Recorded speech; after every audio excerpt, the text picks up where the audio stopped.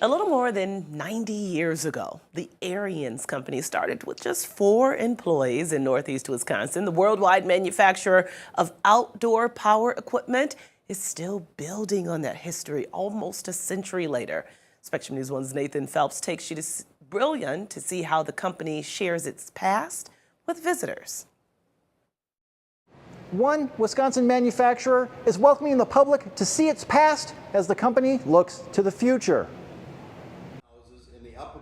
Bob Diener knows the ins and outs of the equipment built by the Ariens Company in Brillion. He not only worked as an engineer, he also worked in the purchasing department at the company in the 1960s and 70s.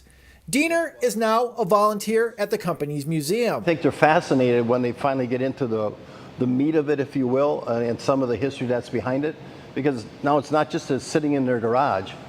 Now they understand a little bit of how it got there to begin with, besides buying it. The background of how it got there to begin with. That's fascinating. That's fascinating. The museum's collection of tillers, snowblowers, and mowers spans the company's history from the 1930s through the 21st century. It also includes a replica garage of founder Henry Ariens. We have the Model A from 1933 forward.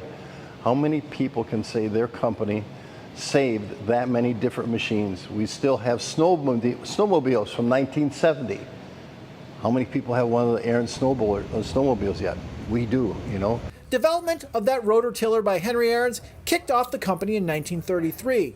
Over the past 9 decades, the company has built a portfolio of equipment ranging from snowblowers to lawn equipment. Dan Ariens is the company's CEO and chairman. I'm old enough now where the history is still part of my life.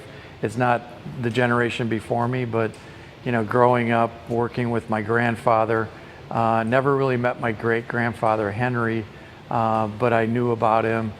Tough, never quit kind of person. While the museum looks at the past, it's also a window into the future in an ever-evolving industry. Products like ours aren't going to go away. Even in the world of AI, they might be smarter products, but you're still going to have grass to cut. So there's careers in this industry, and I'd like, you know, students to learn about what this might look like for them. Like, could I be an engineer? Could I be a manufacturing person? Could I be a welder, right? Could I just build this stuff? It's kind of fun. The museum recently opened to the public for tours conducted by people like Diener. Those tours are on Thursday afternoons. More often than not, they can't believe what's here. They said, well, I didn't know this was here.